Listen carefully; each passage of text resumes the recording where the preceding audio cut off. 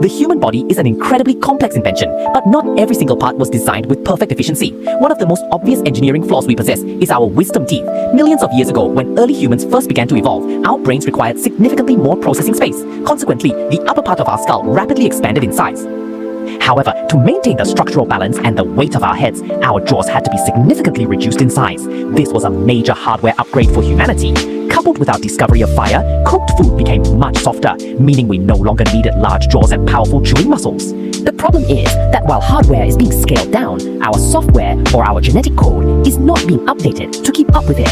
The genetic code still stubbornly insists on running the production line for the same original parts. That is the command to form a complete set of 32 teeth, including the third molars as well. The outcome is that the system persistently continues to produce large molars within a space that has been so severely compressed that there is absolutely no room left for them to be properly installed. When the wrong size parts were delivered, chaos ensued. The first and second molars had already claimed all the usable space within the jaw. Then, in late adolescence, the ancient software finally began to execute the command to produce the third molar. It struggled to push its way into an already overcrowded area.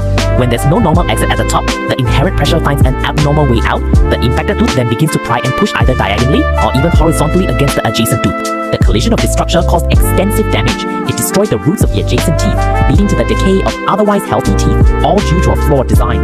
Even if some teeth only partially emerged from the gums, this created a bug in the system, forming uncleanable tissue crevices that became breeding grounds for system-destroying bacteria. The body's own alarm system springs into action immediately. Swelling, inflammation, and excruciating pain are the unmistakable warning signs that there are substandard components present within the system. This is not a sickness or a disease, but a consequence of an incomplete evolutionary process. Nature didn't leave any space for it, yet it also didn't delete its underlying command code. To correct this engineering flaw, we need outside ingenuity. We must develop dental instruments to intervene and correct nature's flaw. This correction isn't just removing parts, but a surgical dismantling of the structure. We must drill bone and section the wisdom tooth to remove this excess.